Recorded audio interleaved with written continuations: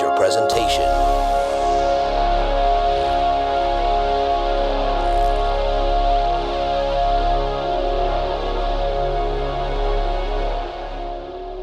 Hello, everybody, and welcome to No Flicks Given. It is now our third episode in, and it's again the podcast that is the conflagration of the Give It Five boys, Matt and Frank, and the Fix a Flick boys, Connor and Peter. And we've decided to join our forces and come together to talk about movies because we realized that we really enjoy doing that a lot. So just keep on keeping on. This week, it is Connor's pick. So, Connor, do you have a submission for us to go watch? Submitted for the approval of the group. Has anybody seen Cube? Oh, I have, yes. No, I don't know what Cube is. Oh, gentlemen. Gentlemen. I am, for the sake of spoilers, I'm not going to tell you much about what Cube is about, but suffice it to say, it is a science fiction horror film from 1997, made in Canada. Ooh, that's Event Horizon territory. I don't feel good about this. You're going to be really pissed when you find out Event Horizon's my pick next week.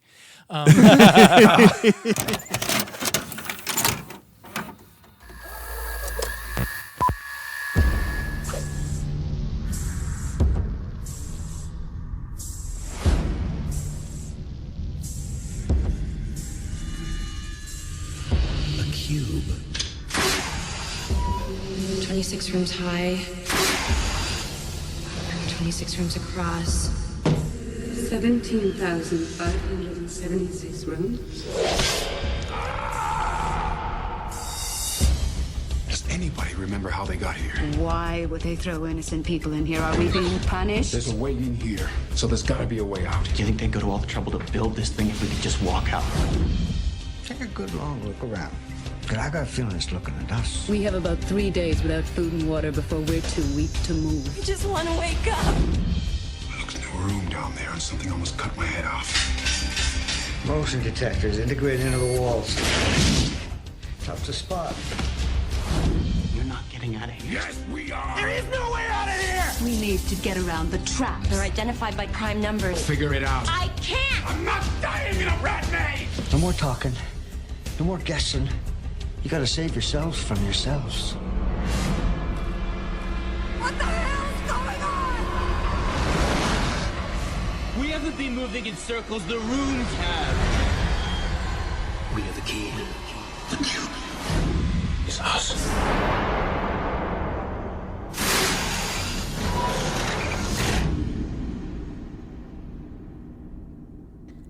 So, guys, Cube. Wow. You fucking asshole. How exactly do you feel? I feel gross. I will say this. I feel French. If people it's very French, but if people have gotten this far, I do feel like this is one of those movies that you should turn this off right now and go watch it because it's really, really easy to find, and you should not know anything about it going in. Yes. It's literally free on YouTube. Yes. I don't yes. know. In like a not piratey way. Like, it is legally on YouTube for free for you to watch. Yeah. So I highly encourage you, if you are still listening to this, pause this, go bring it up on YouTube. It's one of those things that you just got to watch once. I think you only need to the once. I will only have watched it once. That's what I've decided. I mean, I have now seen it twice. Since he told you about it, or you've seen it before? I saw it before. Oh, okay. So I had never. I think I had heard a movie was called Cube, but maybe I remember the cover, like interesting the poster. But question for the group: how much time did we collectively spend on the Sci-Fi Channel, circa 1999-2000? Oh, I feel like before Pornhub, yeah, all the time. Because I feel like because Cube was in heavy rotation on the Sci-Fi Channel. I think So this is so not my bag, baby. Like, this is so this is so in the category. First of all, I'll say I liked it more than I didn't like it. I'm gonna say Okay. that. But I was cursing your name out loud multiple times. So, can't wait but until I we will do say Event this Horizon, is Frank. that whenever we get into it, this is like Event Horizon level for me, where it's like, it's just, I don't know, like the artistic side of it falls into an angsty side. There's something about where it just like sacrifices realism for like the shot, a bit, but like, and just the gratuitousness of it. Like generally, I don't really get like, grossed out in any way. And it wasn't too bad, but like Did you tag the director, Frank? So I'm going to say, first of all, that I have decided to, because we're all going to take different tracks with this. I haven't done a lick of research, so I get to be the one to ask the dumb questions today. I don't know who directed this. I am assuming it's the person who did, what's that fucking movie with the same guy from the intro? It's a French movie. No, it's not Jean-Pierre Jeunet. It is. No, Did he it's do? not Jean-Pierre. Did he do the one with like City of Lost Children? It's not Delicatessen. City of Lost Children is exactly the movie I was thinking of because I saw that guy with Just because, Julian Richings, malnourished Lex Luthor, whatever that actor Julian is. But- Richings, he's a gift to us all. and it is French. It was so French. It's It's more than Canadian. that, Frank. It's French Canadian. Yes. Ugh, double There's no whammy. Canada like French But Canada. it was so European feeling that I was convinced before they started talking that we were either getting subtitles or it was dubbed. There was no way I had no expectation that this was going to be in English, filmed in English. Yeah, I actually didn't know that Julian Richings, who plays the first character that we see, I forget what his name is, because I'm that bad with names that I Alderson, the bald guy that gets fenced to death. He's a Canadian. He's a British Canadian actor. So even though he's been in a lot of Junet's stuff. Is that the guy from Lost Children? I don't know if he was City of Lost Children. I don't think so. But he has a very City of Lost Children face. I'm not seeing it in his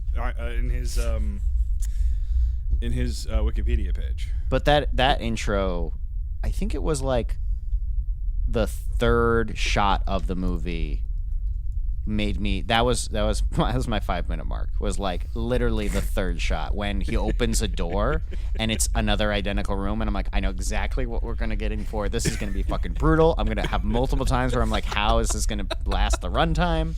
Here we go. Yeah. That was my thing. I got 20 minutes in and I was like, we've got to be like at least halfway through. Yeah, I was like like, they yeah. cannot stay in here the whole time. Yeah, that's something that I didn't catch.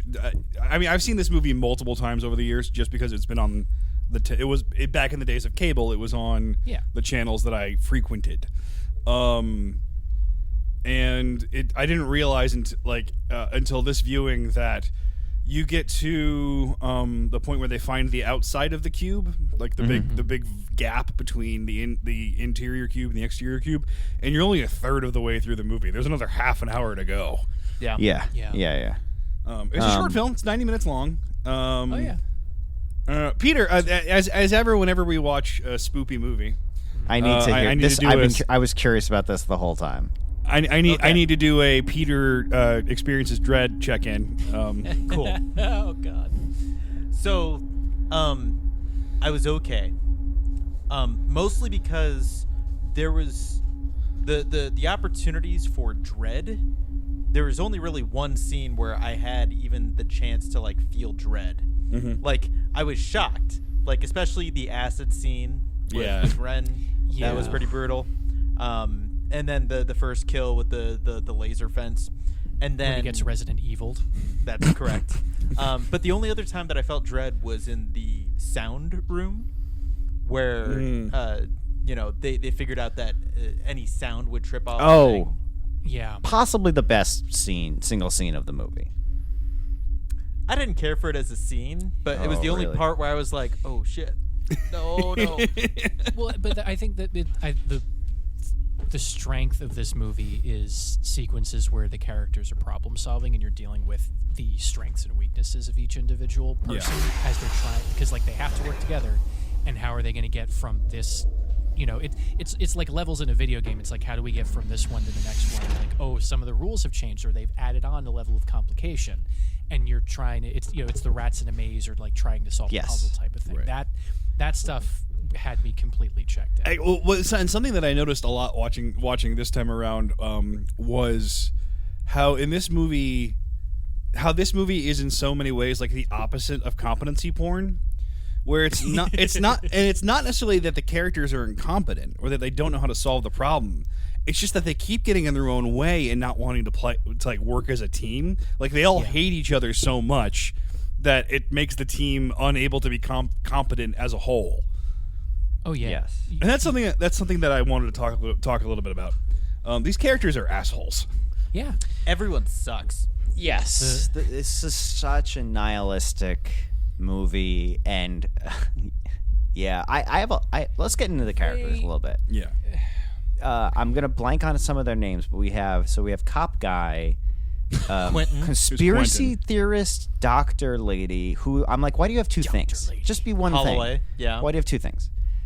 We have the laid back, reluctant hero who's also involved. Everyone has like multiple things going on with. Well, that's Yep. kind of Yeah. that's kind of the thing. Yes, and then there is normal, like, almost you think it's love interest, and then she's like, no, the smartest mathematician outside of being Right. like someone like Rain Man, and then you have Rain Man.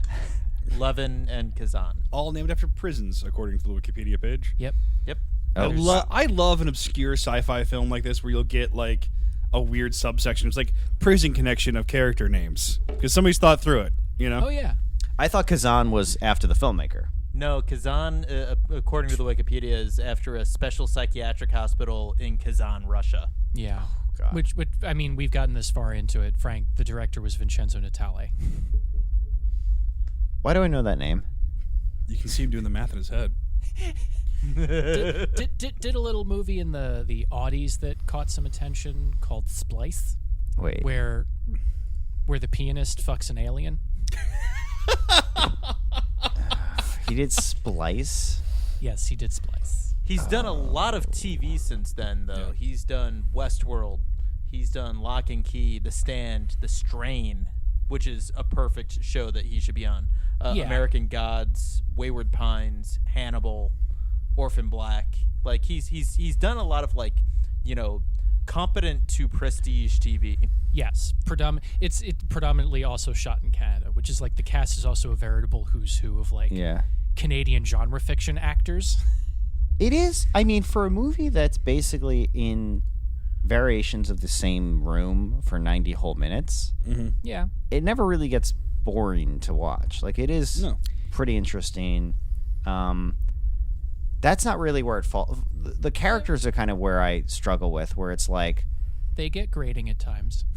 they get grating, and then like the stuff with her ability to do math and the cops' descent into madness when it seems like it's been like 15 hours. It seems he's reacting like he's been in there for 6 months. Quentin's flip when he all of a sudden is like very clearly the bad guy Yeah. was You mean really the beginning when you off-putting. find out he's a cop? Wow. Oh. Goodbye, Not- half our potential audience. You think though that he's like leading the group and like bringing people together at the beginning and like saying, okay, hey, we got to hold it together. What's your thing? What's your thing? Yeah. He's like trying to put together the mystery. And then at the end, he's just like, I will kill anybody that disagrees with me. Yeah. Yeah. It doesn't Yeah. matter. How awfully fascist. The reversal was okay. I liked him in the beginning part. I did. Yeah. I wanted to. Obviously, it was going to be anyone could die at any moment, but yeah, it was just like a drastic twist with him. Everyone just became very like accentuated, and I don't know. I still can't get over the fact that the doctor is like. I couldn't accept the doctor was also the conspiracy theorist. Like she's the least well drawn of the characters, but I think part of the way that this movie was designed and part of the way this movie was written was to subvert audience expectations for what the characters are. Oh, Frank just died a little inside. What's that?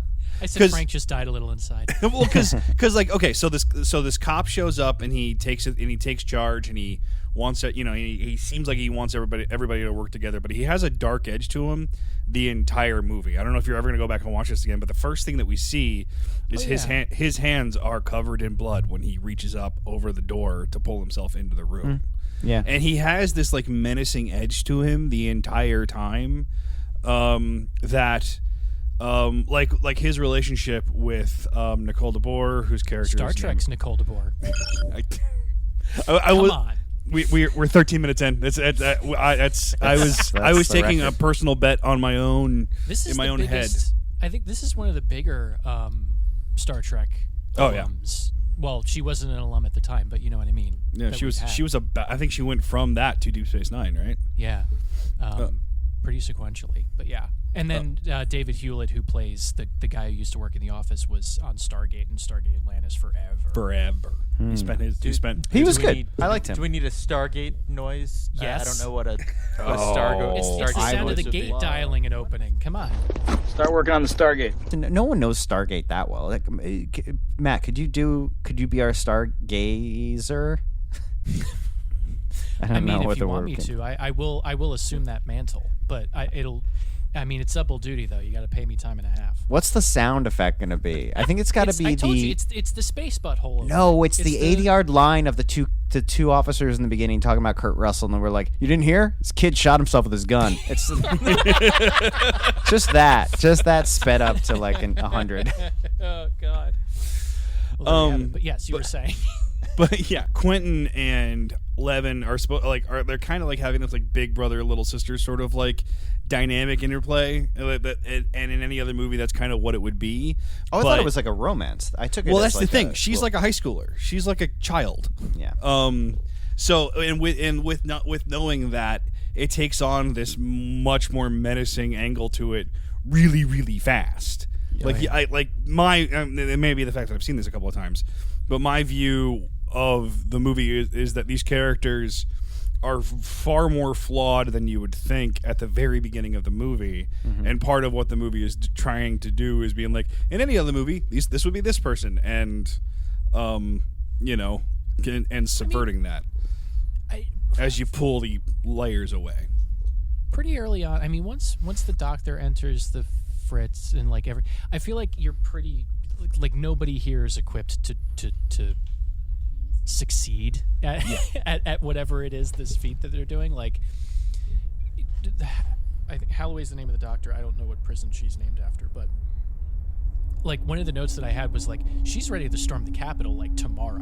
Like she is just dialed into all the conspiracy shit, and is like everything has to have this higher like purpose of like everything getting engineered, and which is great setup for how much she breaks when she really learns that this is just this weird bureaucratic fuck up. Yeah. Well, and also, but what I found interesting watching it this time, it is very much the conspiracy mind of the late 90s. Yeah. Sort of juxtaposed to the conspiracy theory mind of like today, where, that's much more fueled by the internet and much more specific. I feel like the conspiracy theories of the 90s were just sort of an amorphous, they're all out to get you kind of thing. Yeah. Well, in the 90s, it was the system. Yes. And now it's the elites. Yes. Mm-hmm. So, it's the billionaires and the actors that are, the lizard drinking the pedophiles? blood of children. Yes. Oh, God. But, now we just lost the other half of our audience.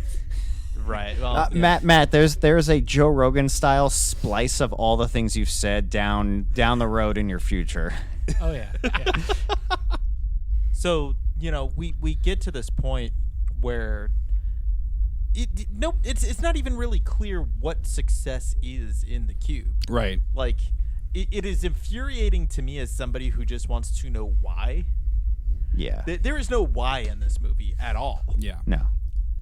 Like they pretend there's a why because they do kind of get up their own ass a little bit in the sort of, it's the system's fault, nothing really means anything, or everything means everything and there's no in between. Mm-hmm. Yeah. But it's really frustrating to me that there's never that reveal at the end. It's like, this was the purpose of this. There is zero catharsis in this movie. Yeah, it's very Twilight Zone in that way, where. Funny you brought that up, Connor. But continue. No, please go ahead. Yeah, no. So I was thinking about this, where like, some of it we were talking about. It's like, the way that the pacing of the whole movie is it's a little bit weird. And I was thinking at the time, this would really make probably a solid like Twilight Zone or Outer Limits episode. So I did a little bit of digging and found out that part of this was kind of based on a Twilight Zone episode called 5 Characters in Search of an Exit. No shit. Stuck inside of a cylinder.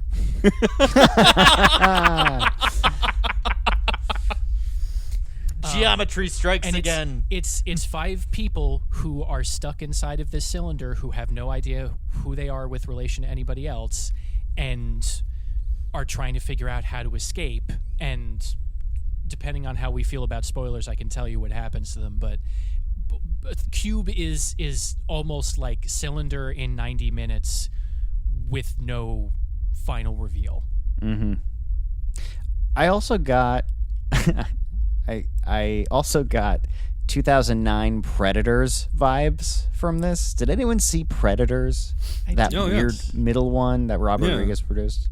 It's not bad, but it's basically like it's all of these different mercenaries from different like factions around the world wake up in the jungle and they don't know how they got there or anything like that, and they have to find each other and work together because predators are hunting them. So it's like similar enough in that sort of, and it just jumps in. There's no like and that was one thing I really appreciated, where I'm like, oh shit, we're really just going to be in this cube the whole time. That scene though, Peter, you're talking about, where they have that, to me one of the best parts was the conversation about how there is no mastermind behind everything. The fact that it's this, because that's my like conspiracy theory of it all, is just that fact that it's like nobody's pulling any strings. We're all just kind of like different levels of rich idiots. Like we're, and the fact that like this machine is just kind of going, its original intention is long since forgotten, and now we're just kind of like stuck in this like automated process that is not benefiting anyone. It's not doing anything. No one's really like learning anything from this. That was amazing. I really like that. The one thing I was really worried about when I started this was like, okay, it's probably gonna be aliens by the end, and there's gonna be like a Dark City style reveal where they get to one side and it's space and whatnot, and then like the third line of the movie is the doctor being like, it's aliens. And I'm like, oh, it's not aliens. It's pretty great. Yeah. Well, and I mean, and that's I wouldn't do the aliens to you right after we did Dark City. That would just be silly. I remember seeing this when I was like 12, 13, and that scene being like, that's what it is. That's all what it is, man. And having that be a very, very compelling, because like it's the conspiracy theories of the 90s, and like the existential dread of the 90s was like, we're all just on this treadmill and it's not going anywhere. Mm-hmm. And is this all there is to life? I thought that was really, really well done, especially as and then further, like as a science fiction idea, as like this machine its only purpose is to build itself. Yeah, is fascinating to me. Yeah, I mean that's part of like the French Canadianness of it, of just like it's just that is what it is that it got built the way that it is, and nobody knows why, because nobody was ever part of.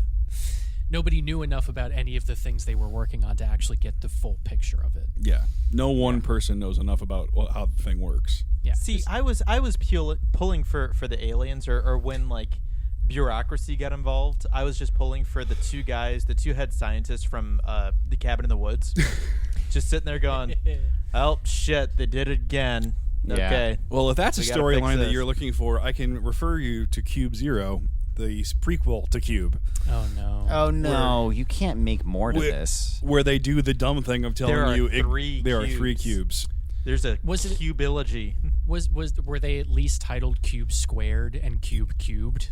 Even better than that, Cube Cubed. It's Cube Squared Hypercube, and they're stuck in a tesseract. And it's all like quantum physics and how time being fucked up. And then See, Cube Zero is just exactly Cube, but it's a and then in last year in 2021, a Japanese company basically remade Cube, and we watched the trailer today, and it looks like it's just shot for shot, just with Japanese actors. It's wild. That's what I would imagine. See,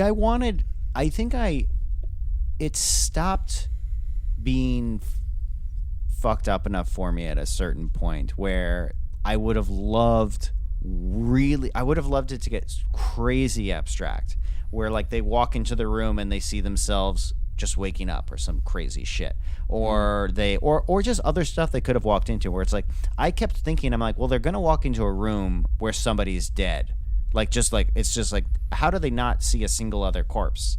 There have to be other people in this thing that they don't run into. I had a thought where I was like, what would be really, really awesome and really, really ballsy right now is if they had a Shaun of the Dead moment. Yes. Where they run into an exact same group as them and they just pass them, and they just like meet the same room and they're like, oh, sorry, pardon me, we're going this way. I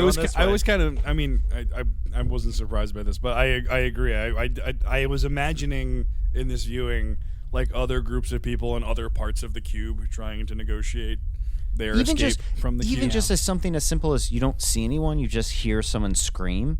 Like there's just, they left a lot on the table of what you can do with this concept, and I guess they weren't interested. But like for a movie that like you are looking for really ways to vary it up every step of the way, like there's a lot more that could have been interesting. It's weird they all find each other as soon as they wake up, and then that's the whole group. And I guess that's the point, is like there seems to be some grand design about putting all these people within a room of each other so that they would find each other. But like, I kind of, if you really want to lean into the could it be random thing, you'd have it just be like, these are just the people that found each other, so we might as well follow them. Like, this is a rarity that people get a chance to form a group like this, because most people die pretty quickly.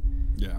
Well, I mean, I think that there was a sort of implied experiment that the cube is running, it's like if you put the exact right people together with your exact right skill set, but give them no further information, can they work well enough together to figure out how to get out? The movie's trying to be every version of what the plot could be at the same time, which means that they can't pull on any one thread strong enough to really like latch onto anything or go down any interesting rabbit holes. Which is why it's simultaneously way too far up its own ass, but it's the perfect. I'm way too stoned at 3 p.m. and I just turned on sci-fi, and now I'm just thinking all the thoughts about the universe movie. Like, Peter, it's a Wednesday. He works from home. It's Wednesday. Oh, guys, I haven't been outside in like 4 days.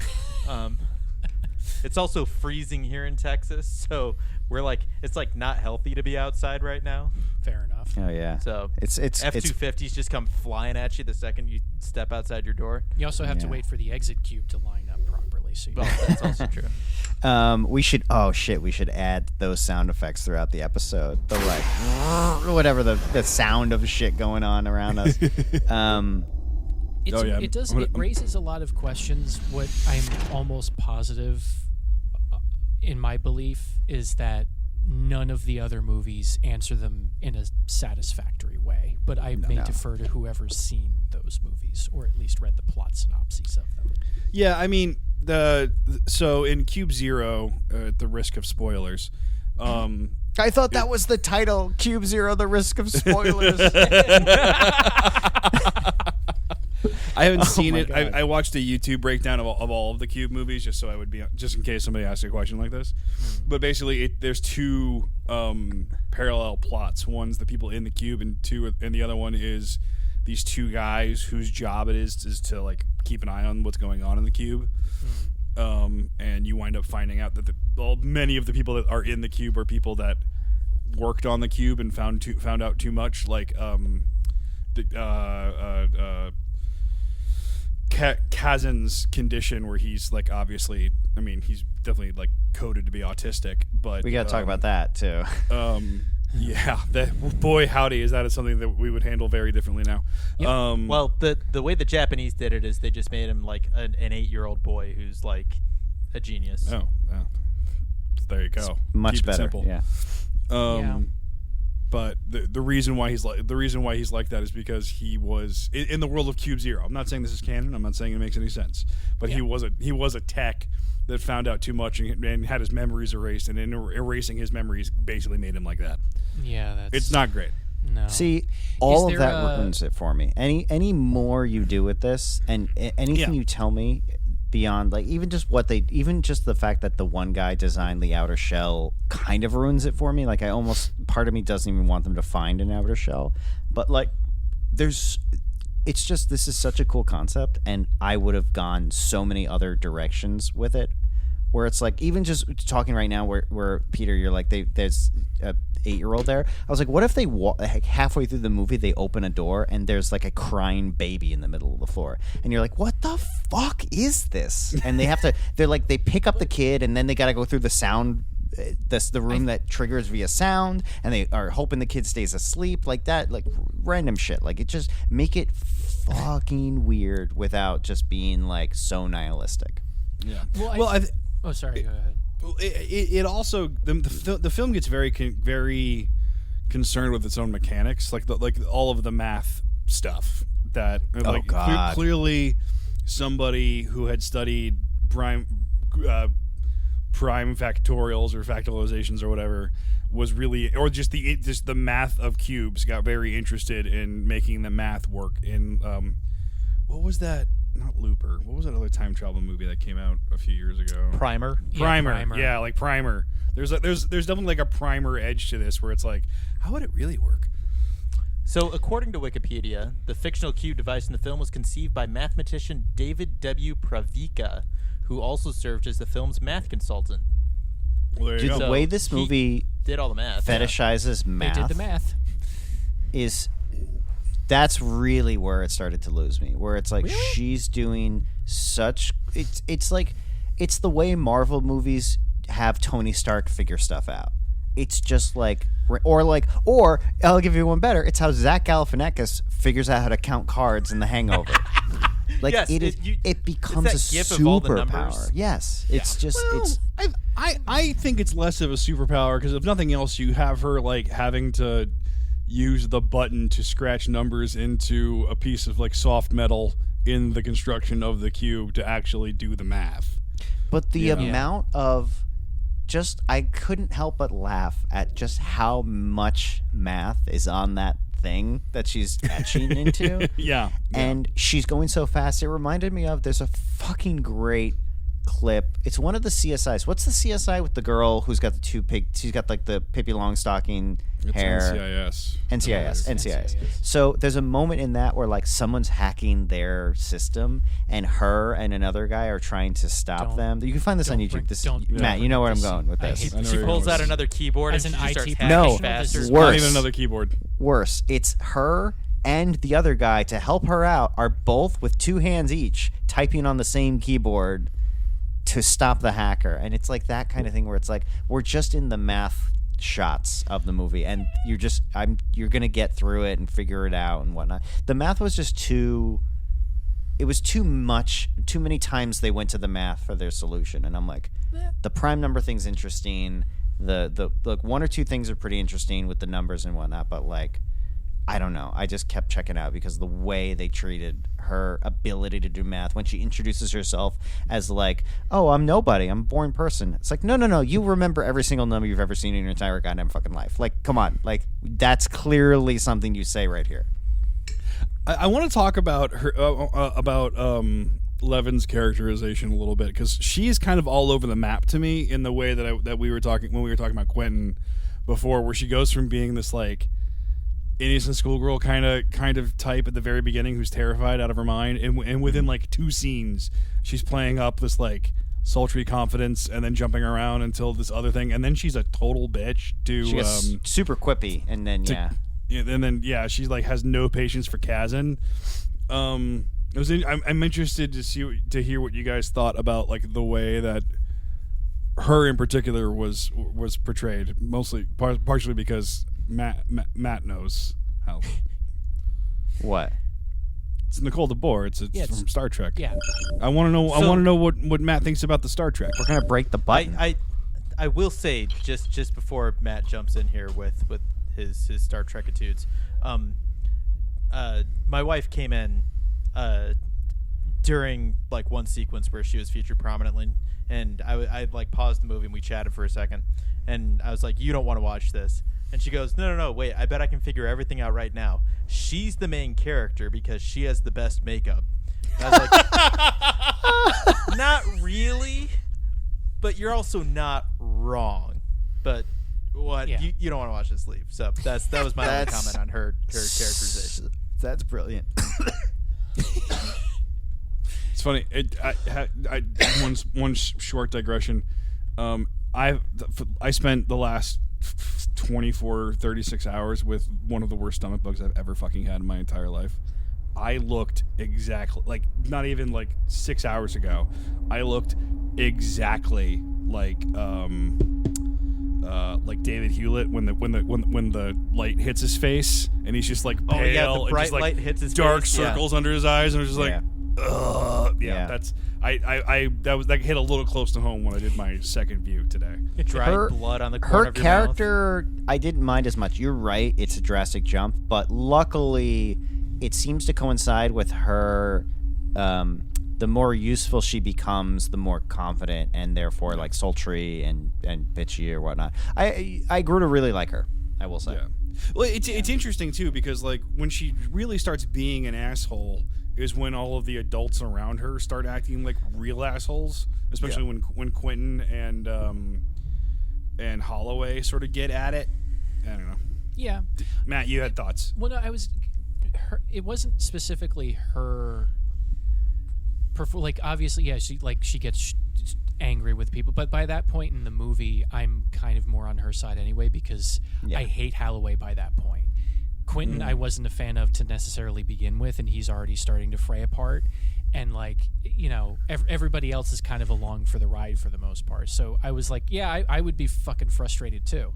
But like, one of the things that I did notice was pretty much in every sequence of whatever cube they're in is that there's a different character has to carry the idiot ball. Somebody has to be stupid beyond reason to make the thing happen. It's the Always Sunny format.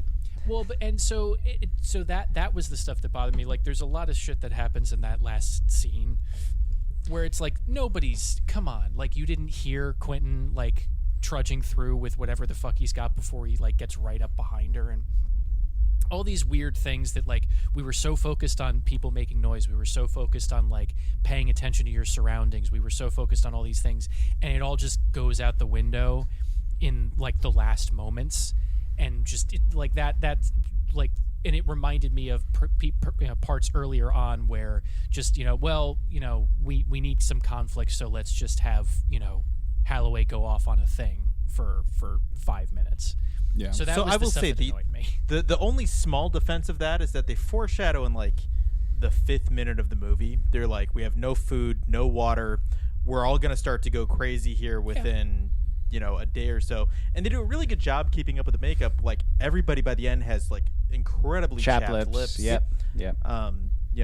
Really gaunt eyes. Like I was actually very impressed that they were able to keep track of all that sort of as the movie progressed. That all being said, I have no idea if that would make you lose your hearing for a 230-pound guy creeping up behind you with a crowbar. Like, yeah. So let's talk about the ending a little bit.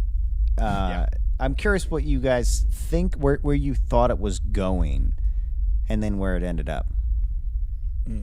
Well, in my initial viewing back in 1999, probably, my assumption was everybody dies because that was just the way things sort of happened in especially like this flavor of like Kafka-esque science fiction film of back in the day, because like the point, like even back then I knew that like the point was not to have any answers, and also sort of the flip side of that, being somewhat naive when Levin gets stabbed, I was definitely very like upset by that,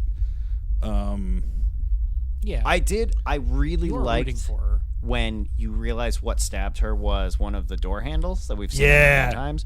Yeah. Great moment. Yeah. But as far as them actually finding an exit and Kazan getting out and then the other guy getting sent back to, I don't know, the ending that it had. Should they have ever found an exit? I think I love them finding an exit. I love them. I love there being the light at the end of the tunnel and having it being taken away. I hated Worth sitting down at the end and being like, "There's nothing out there for me to live for." Like, who fucking cares? Yeah. You know, like, there's a lot of world out there. Go find something. He has a whole porn collection that he'll never see again if he doesn't leave the cube. Yeah. Yeah. Everyone knows you don't die until you've gotten rid of your porn collection, and that he made the cardinal sin of letting Holloway himself is die. really unpleasant about that. There are some aspects in which we tend to think of the 90s as being very similar to the era we're living in now, but there are certain ways where like little cultural shit will pop up watching movies from back then that will remind me ways in which things were a little bit backward back then. I bet you the writers, if they were to describe Holloway, would be like they'd use the word shrill, non-ironically. Yeah. I mean, well, Like- as I was running through the notes, there was a lot of like ellipses comments of like the cop is handsy, some of the dialogue is rough, the acting, especially from Holloway, is theater, and like they're like just like going down the line of like there are certain and which is like some of that stuff is obviously not necessarily obviously. My reading of it was that you're set up to dislike Holloway so that you kind of feel bad when she dies because you're like, oh, well, I mean, she didn't necessarily deserve to die and she wasn't doing anything like actively wrong. Yeah. Yeah. But it's She still becomes more likable by that point, for sure, I think. Mostly because Quentin becomes the one, by juxtaposition, you hate so much more, you have to like her a little bit. Oh, yeah. I do want to give you guys a couple of my predictions for what I thought. Here's like really quickly. I was sizing up the movie. I'm like, here's where things I think are going to go.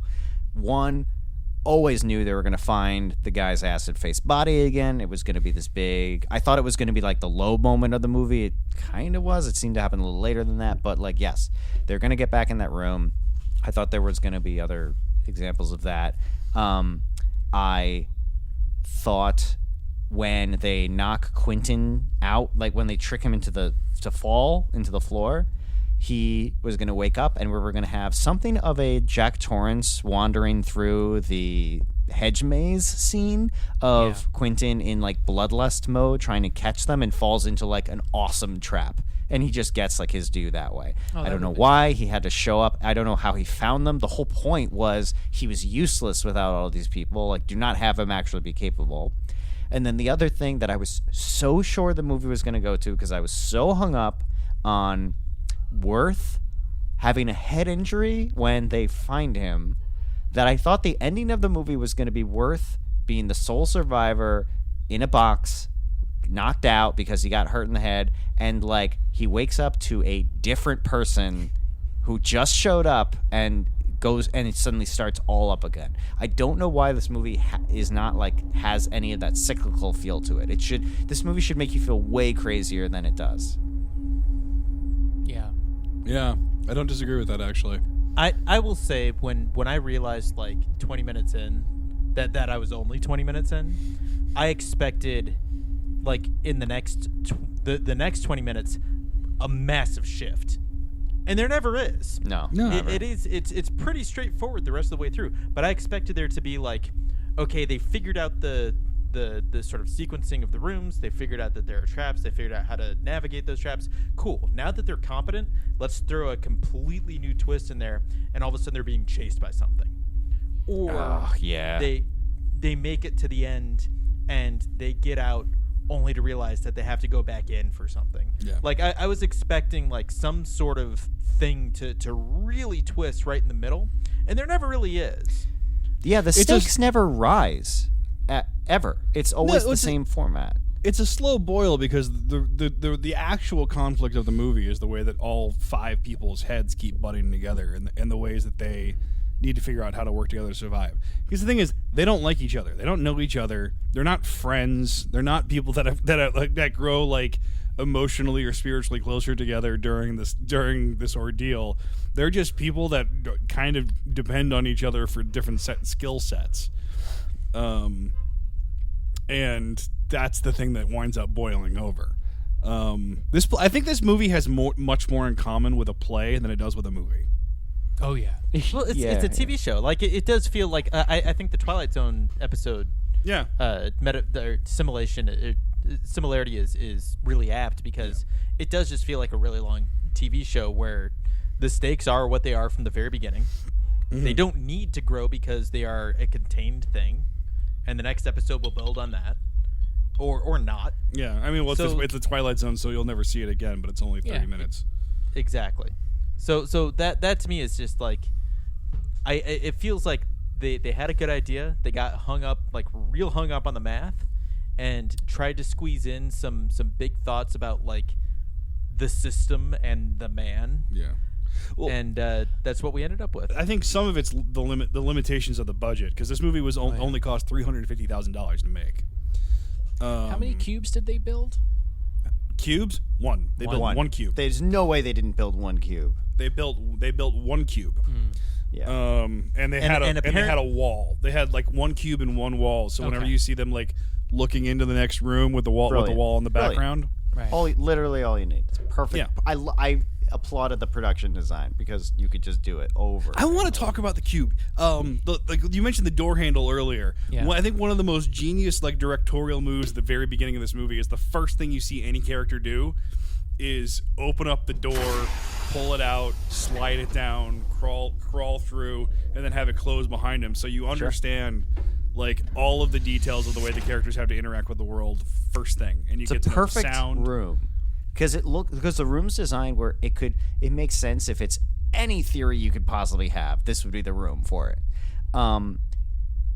Peter, I think I just thought of your mid-movie twist or like your like up the stakes moment. It changes the second half. But what if suddenly her math doesn't check out? She goes into the wrong room and leads them there, and she doesn't know why, and she's trying to figure it out, and then she's like, "Oh God, I know why." And she looks scared on her face, and she's like, the room is 6 inches smaller on all sides than it was before.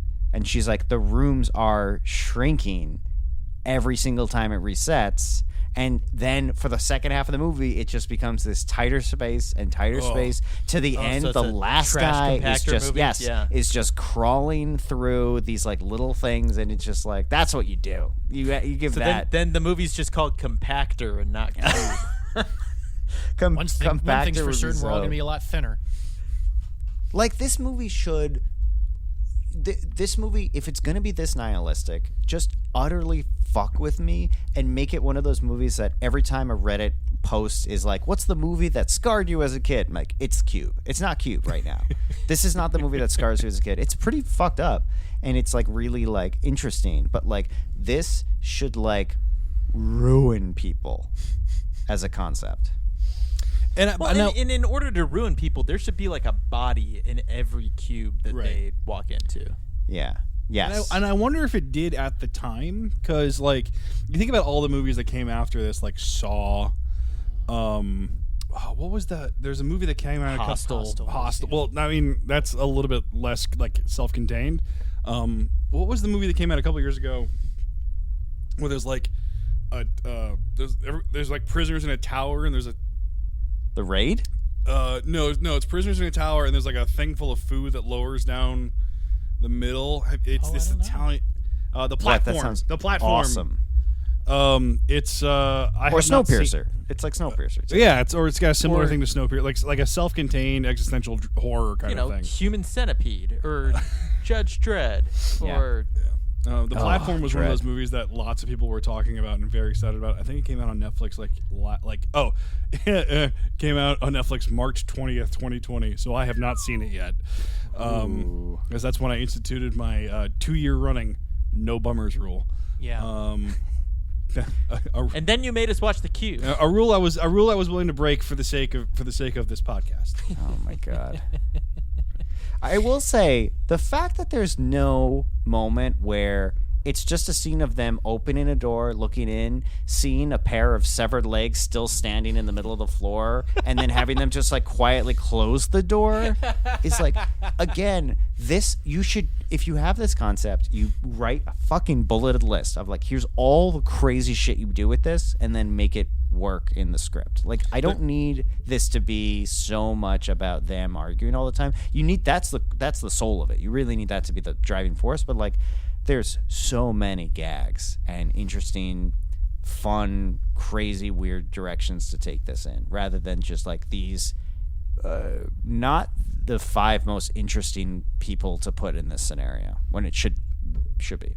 There absolutely should have been a moment where that happens, but it's with the chunks of Albertson, like the guy from the very beginning. Like that's one of the better movie death scenes.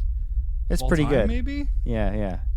I mean, good enough that Paul W.S. Anderson just ripped it off entirely. My God. Yeah. In what? Resident Evil. Resident Evil. Like the getting that, cubed yes. by the thing. Is, yeah.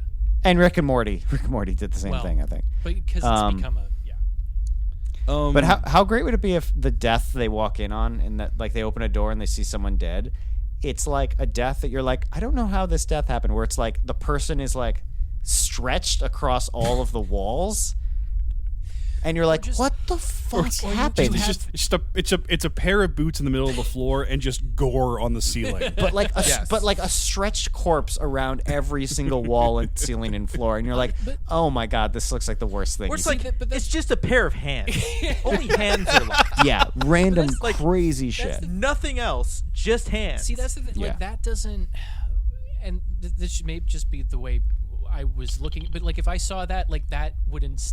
I have the same reaction that I have when you guys are talking about this. I would start laughing. No, you should, which is good. But yeah, well, but I feel if you want to maintain the dread, like one of the things you could have, like they get into there and there's this like desiccated, dehydrated corpse that's got to have been there for years, and then they have to start to wonder how long this whole thing's been running and like how long they could potentially be stuck there. They also gory, find it's just that disturbing as fuck. Like, yeah, that's brilliant. I mean, Frank, we could just do a fucking checklist. I think we have to write Cube. This is so great. Yeah, no, we can do cube. It's just cubed. I think it's just cubed. It's just cubed. Yeah. And then cube 4. So the D is lowercase. No, you do cube 4 gross tonnage. I think that's how you have that the next. But yeah, it's a triangle. No, it's got to be pyramid because for 3D shoots. I guess. I mean, this explains why you were very frustrated by the math portion of the movie. Hang on, let me get my fire extinguisher. But yeah, it's a great concept. I was never bored. I was annoyed at times by some of the character bullshit, and I feel like any of the movies in this universe that have preceded or followed it would do anything for me. So Connor, have you seen all of the cubes? No. I've seen bits and pieces of Cube 2 years ago on the Sci-Fi Channel, and I found it very confusing because I was just sort of channel flipping. And again, that is Cube squared hypercube? Yeah, Cube 2. Okay. Cube squared hypercube. And then, like I said, I watched like a breakdown of what happens in Cube 0 just because I was interested. There's like a weird like... These have like Fast and Furious titles. Yeah. Well, is it Q that Cube 0 doesn't have any calories? God damn it. But it's got twice the caffeine. Go to the penalty box. The boo box. The boo box. Not the boo box. Power play. I didn't have time to change out my my buttons. Yeah. I guess what I'm curious about, and you may or may not know this, but do they keep with the idea of this is just this giant bureaucratic WPA project that became a nightmare hellscape, or is at some point someone shows us the architect and he tells us ergo systemic anomaly? There is a moment in Cube 2 that is that basically. And then in in Cube 0, that is that. Okay. And then in Cube 2, the protagonist escapes, and she gets basically teleported to this like obviously government warehouse, and a secret agent just walks up to her and shoots her in the head, and that's credits. Which it's very much in line with the movie of Cube. Yeah. And the sort of Kafka-esque Samuel Beckett style storytelling, but yeah. I was thinking a lot about Samuel Beckett during this, just because he's a guy I think about occasionally. I was like, this is sort of Beckett-esque. And now that we've talked about this for almost an hour, it's really not. It's really not beautiful in any kind of way. No. Doesn't say a lot about the human condition. Just sort of talks about like, what if you put assholes in a room? Yeah, very much. Because I did sort of like put myself in the cube to be like, how would I handle this?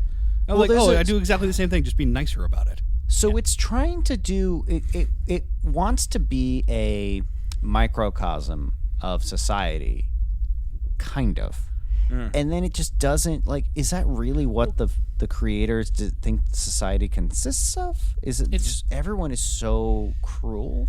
Because they partially wanted to explore that concept, but then they also partially wanted to explore the concept that it's not a microcosm and there is no purpose to it. And they also so there's a lot of competing themes, and I think that's kind of what can cause the frustration. Yeah, and the fact that it feels like if you're gonna not pick a lane, you can't also try to say something.